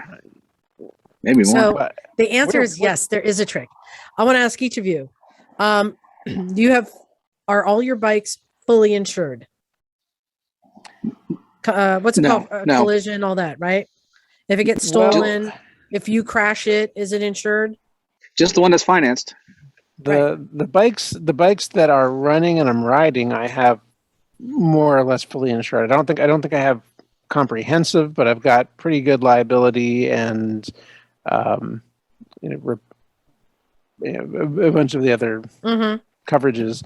But yeah, I mean my insurance is like, well, granted these are scooters, but for the big bikes, 300 cc's, I think my insurance for the year is something like $150 maybe.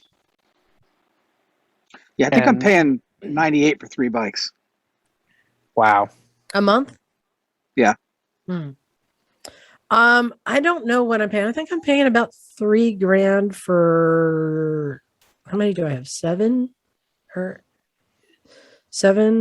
insured, I think. The fact that I have to like insure the XS 750 that gets pulled out once a year to ride is kind of malarkey, but well, it's current registration. So right. And the other thing too is that you can, if you have a bike that is currently registered and is theoretically rideable, but you're not riding it, you can drop the coverage to bare minimum liability too. that is the trick. That's exactly what I have. Right, and that will save you a good bit of money because that will at least keep the bike registered. You can always bump it up later if you're going to ride, so that you have decent coverage while you're on the road, and then take it off later when you put it back away.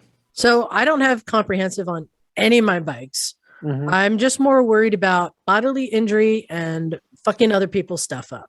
Exactly. Yeah. That's it. And uninsured, underinsured too is important. Yeah. And if I wreck one of my bikes and damage it enough that it's like totaled or something, that's the least of my worries because I'm probably got like a broken leg or something, right? Right. Exactly. I've just taken it on myself. It's my own responsibility to fix anything that I may damage. So even on the Africa Twin, which is worth like $10,000 now, no, it's not insured for anything. Also, for many of my bikes, at least here, I'm able to claim low mileage on them. I think I'm like some of my bikes, I do 100 miles a year. Right, where they give you a discount for not riding very many miles. Yeah, and in some places, like I know in like the guys at Cleveland Moto talk about how they can get historical and it's really cheap, or in some places you can get a parade parade insurance, which basically just says I'm only taking this out for special occasions like parades or something. Yeah.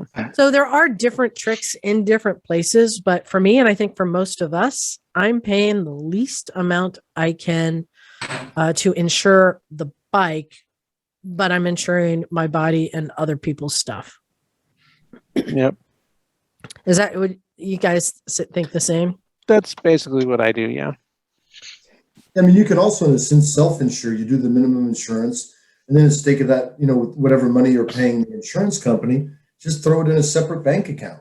You know what I mean? Well, but don't you need like 30 grand in the bank to do that? No, he's not saying do it officially. He's saying just do it. Yeah, just get the bare minimum coverage you need, to keep it registered. And if you're going to get into a big bodily injury thing, but just an alternative, if you don't, pick some of the coverages, and instead of paying that to the insurance company, just put it in your bank account, for bike replacement or whatever it might be. And hope you don't need it for a while. I hope you don't need it. Yeah. So, okay. I just made a payment. So I am paying $1,400 a year for 7 bikes. There you go. Wow. And what is the most is my 990 SMT. And it's crazy. The rates, how they're different for different bikes. My Vrsc 650 was hardly anything. I think I'm paying more for this 250 scooter than I was the Vrsc. I don't understand. They've got some sort of algorithm about what things get claimed or cause or whatever. Right. It all has to do with how many claims are for that particular vehicle. Yeah, and it has nothing to do with me and my record. Right. And if there are a lot of people riding Honda 250 Elites getting in accidents, your rates are going to be higher for the 250 Elite than for, say, a Vrsc, where lots of people ride them and don't have accidents. If it just happens to work out that way, then the rates get set accordingly. But I think almost half of it was for the SMT. Wow. Yeah, I think it was I believe 6 that. times more than some of the other bikes. Well, yeah. KTM. Yep. Keep throwing money. Yep. Goes for insurance too. I know. All right. I got another one here. This one is from Darren. And he says, this is Darren in, he's England. He's on a U.S. military base in England. So I don't have to read it with an accent. Good. Says, hi, all. Working away and listening to your early podcast. Recently listened to your first anniversary. And the ones where Megan broke a bone in her wrist. What's their current story for the founding early members? Megan, Douglas, Jake, Zoe, etc. Well, they're still around. Megan comes by the garage every now and then with her family and her baby, her children. And let's see, Douglas was here today working in the garage. And actually, he just texted me something. I don't know what he's saying. Oops. Technical difficulties. Yeah, he's calling me. I'm like, yeah, I don't know. And Zoe moved away, and Jake, she grew up and became a trained killer. Pretty much. Pretty much. But we've had so many people from the past, but that's one of the things so great is that everyone still stays in touch and comes back around, It is kind of like a weird, I don't want to say family, but community.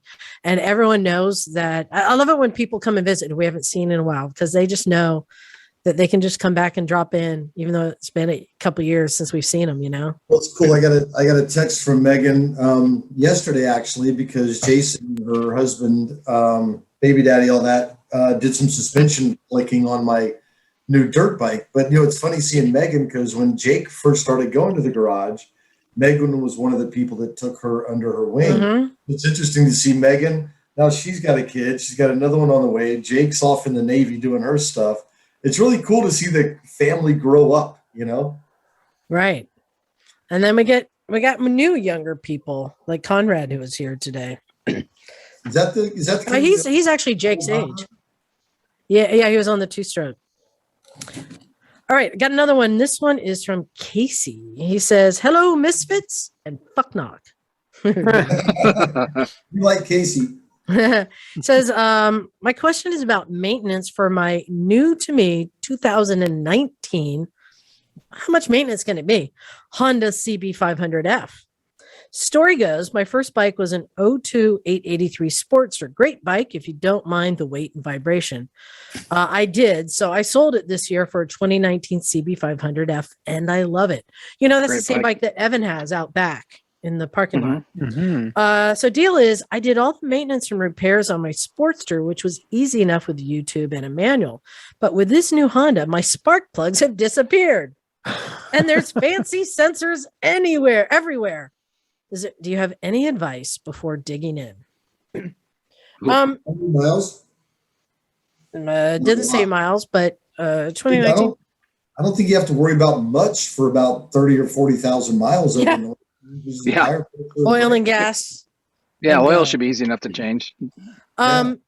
No, I love that you want to dig in, and that's something that we really encourage here. And just I was working with Ryan today on his CBR, and we were having we had to take the exhaust off and the heat. There's a heat shield underneath the seat, and he's like, I've never gone this deep into the bike. Like, it made him nervous going that deep into the bike. And the further you get, the more like things are that you have to unplug. And then the more things we were finding in there, like, oh, look at this cracked wire.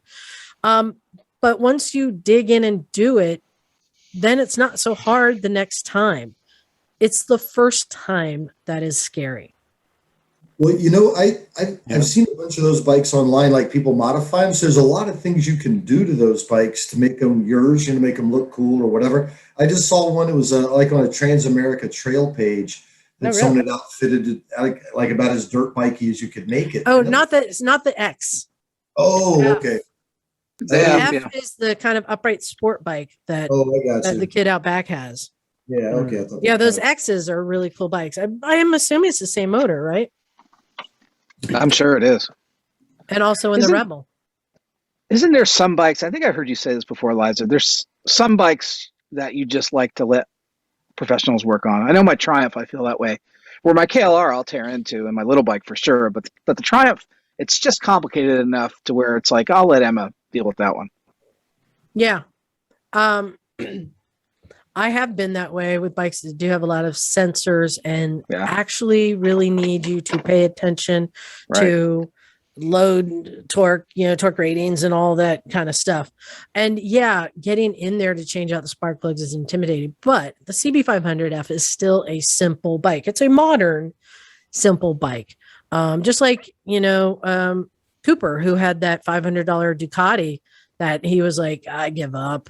Because just getting in, like, just the clutch had like multiple different, or no, it was the fuel system, multiple different ports and junctions and things and hoses, and it was like really complicated. You're not going to find that on this bike. It is still simple, but you do have to take more off on the modern bikes. You do have to take probably the tank off. It's scary at first, but once you do it, it becomes second nature. I think everyone remembers the first time they had to take something apart further than what they were really comfortable doing.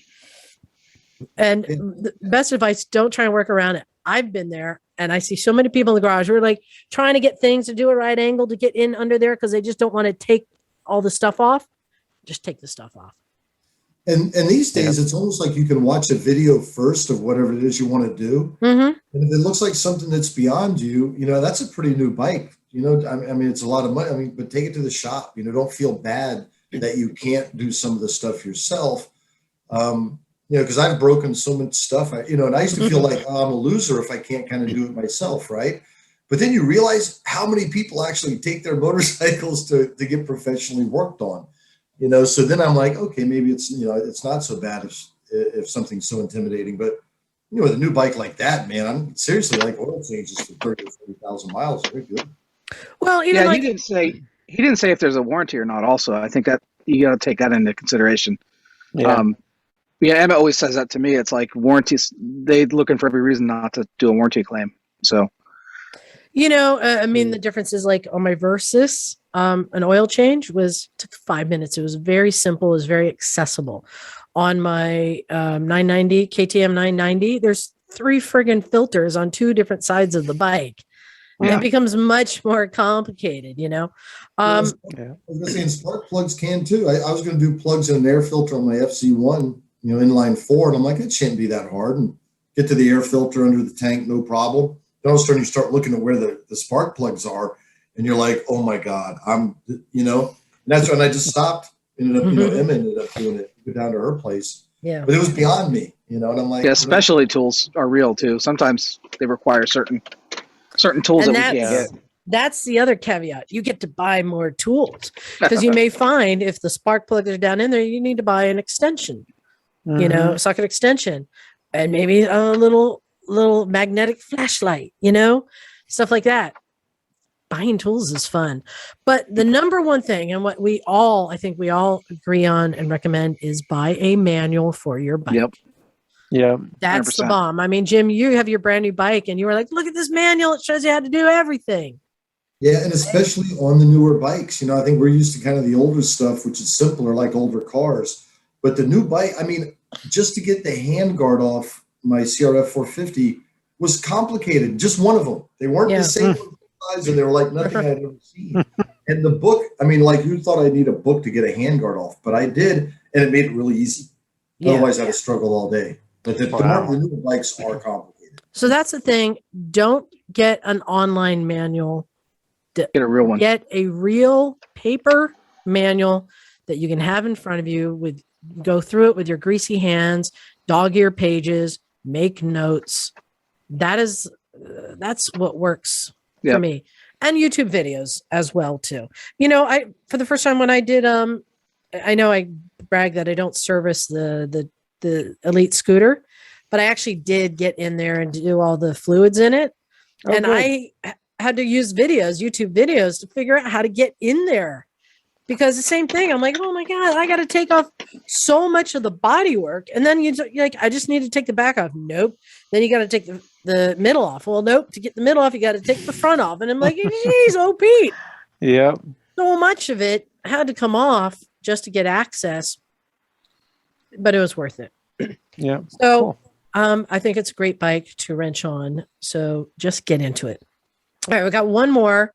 Let's see if we can help, because he's asking Emma for help and she's not here. Oh my. Geez. Can we do this?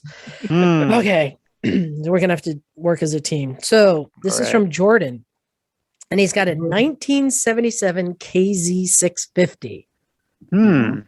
Okay. I got a 1976 KZ400. And I'm not too far off. Okay. Starter clutch problem. Not sure. Bike runs, but the kickstart is slipping and missing compression. And then can get compression and eventually will start up using a janky gas feeding system. When using electric start, it just makes a spinning noise like nothing is engaging, but will catch and start the bike just like the Kickstarter issue where it's missing. Then, there's the compression. Took clutch cover off. Don't know what we did, but now the Kickstarter has no feedback and can be freely moved up and down with no effort. Bike will run, sounds good, just can't find a starter or what the starter clutch problem could be. Or is this a problem with the hand clutch, not the starter clutch? All forums are saying a lot of different things. I'll do the work myself, what I can do, but please help me. Oh boy. All right. So you got 2 different things. You got an electric starter, you got the Kickstarter. It is not uncommon for electric starters for the teeth to wear out and for it to just start slipping. And you just hear this. Or if it's got some broken teeth on the flywheel or wherever the gear is. You can have some broken teeth on the flywheel depending upon where the starter lands. It might just go free spin. But the Kickstarter is a different thing. And that is going deeper into the engine. I know on my Honda, that 175, remember the Kickstarter on that, Jim? That one, it was broken and I had to weld a new shaft in and really get into that bike. I'm not sure why that would be so loose. Oh, wait. Bagel, you may know. I have a thought. Does the kickstart rely on the clutch in order to turn the engine? If the clutch is in, then usually a Kickstarter won't work. Right. That's what I'm wondering if maybe the clutch is slipping and that's why it won't kick the engine over. I do think we're talking about two different things. The starter clutch does sound, or the starter sounds like that might be broken Right. too. I'm not talking about the starter. I'm talking about the Right. kickstart. I know. I'm saying I think there are two different things happening. Yeah. Yeah. And on the Kickstarter, it's my recollection that in there that there's I'm going to say a triangular cog. Instead of it being a full round cog, it's a triangular cog. Like a wedge. That will spin. Mm-hmm. And it sounds like something is stripped, but you are right. If he's saying that, it acts like it's let's see, electric start makes a spinning noise like nothing is engaging. That sounds like broken tooth. Yeah. Broken teeth. That is not uncommon on bikes, and you need to get into the engine on that one, pretty sure. Yeah. Or at least wherever the starter gear is. At least check the starter. I've had starters before that are that actually kind of shoot out into it, engage, and the brushes were worn enough that it wasn't shooting out. The Bendix. I think is what that is. Yeah. Because if the Bendix is broken, it won't actually kick out and engage the gear on the flywheel. So I don't know if this is one of those, but if you're hearing a spinning sound, something is spinning but not catching. So you need to take the starter. Good news is taking starters off is really easy. There's just a cover, usually 2 screws, and remember that you have a hot wire going from the battery, from the starter solenoid straight down there.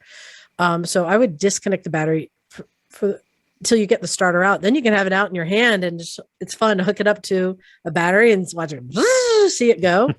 You can test it, but you can try and get your finger in there where it's engaging and see if it's skipping. But so took the clutch cover off. Don't know what we did, but now the Kickstarter has no feedback and can be freely moved up and down with no effort.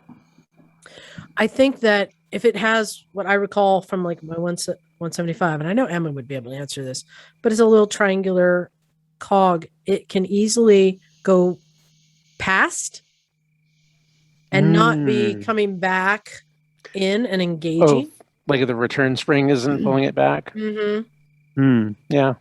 So it might be something as simple as a spring. Yeah. But you should be able to take the side cover off and see that easily. Yeah, you should be able to get into that. Mm-hmm. There should be an inner wall in there keeping the oil in the engine, right? I think that's usually between the cover and the case. So pretty much, I don't know. Emma ain't here. But yeah, I agree. It does sound like 2 separate issues for the electric and the kickstart. Yeah. And I think the kickstart might be the easier to fix. But both of these things are things that are easy. That's, again, going back to that era of bikes, they're really simple. You can take them apart and everything is mechanical and see how the pieces work. That's what, even though, Cooper's Ducati is a newer bike, when his fuel pump wasn't working, I said, take it out. Let's take it apart. Let's see how it works. Let's understand how the pieces work. And it was kind of interesting. I have not seen a pump like that was not electric. So get in there and open it up and see and try and understand the relationship between all the pieces. Yeah. I think that's kind of like the common theme here at the garage. Just get in there and try it. And I think so many people just need that little persuasion to do it, to get in there. And I know that's something that we help people with. So hopefully for many of these people, and for maybe some who haven't emailed in, take the advice either from me and just dig in, or from Jim and say, don't touch it. Take it to someone who knows what the hell they're doing. Always. Well, you know what? You can take comfort when it's already broken. You can't broke it anymore. So, that's when it's like, hey, That is not true, Jim. That is Oh, you can not always true. Oh, you can break it more. Said the man who's broken bolts in the engine of the XR350. You just need the right tool to break it more. You definitely broke it more, Jim. that's why I went to 1/4-inch drive sockets. Ever since I went to 1/4-inch drive sockets, life has gotten less stressful. Because you got gorilla hands. Nice. No, but I think, Jim, even though both of us have bikes we prefer to take to mechanics, like my KTMs, I just take those in. Though I did do the oil in it. But we've also dug in, and I think the best thing is to dig in and try so you actually know what you're getting into before you abort mission. And the reason we take our bikes in is because we know what we're getting into doing it, And a lot of times it might be a lot easier than you expect. Well, it's also kind of your mentality. I mean, some people really enjoy solving puzzles like that. Liza, you're like that. You would much rather just figure it out without the instructions because Yeah. your brain works that way, right? I'm very much a linear thinker. I appreciate, step by step on how to do something. So I think a lot of just your personality. If you like to take motors apart and mess with them, then go for it. If you're less inclined to do that, then you can do something different. There you go. I hope we help. And I hope Emma made it home safe. I don't know what happened to her. But at least she has one less bike in her garage. True. For now. Exactly. So I think that wraps it up. Big thanks to everyone, especially again to all the listeners who came by today. That was such a fun visit, having people here. Yeah, we love it. So come on by. Because they're going to need some extra fun while I'm gone, since I won't be here to liven things up. You know how the podcast is always better when you're not here, right? Those are my favorite shows. I really enjoy it because it's all new to me. I get to be like everyone else and hear, hey, what are they going to talk about today? You just got to remember to wrangle Emma in so she's not drooning on. That's Bagel's job. Yeah, exactly. I will do my best. So, big thanks to all of our listeners, our Patreon subscribers, and to just everyone out there. I hope that everyone is staying safe right now. Be careful out there. We went through this last year when I know, Jim, you and I kind of stopped riding for a bit because we were like, hospitals are full. It's not a good time to break your arm, Yeah. But just be careful. I think the most important thing is our mental health. And for all of us, our motorcycles are the key to mental health. So get out there, ride, have fun, be safe, and get some wrenches. Dig in. Sound good? Yep. All right. Thanks, everyone. This is Liza. Bagel. Stumpy John. Thank you, Jim. And we're out of here. Cool. Cool.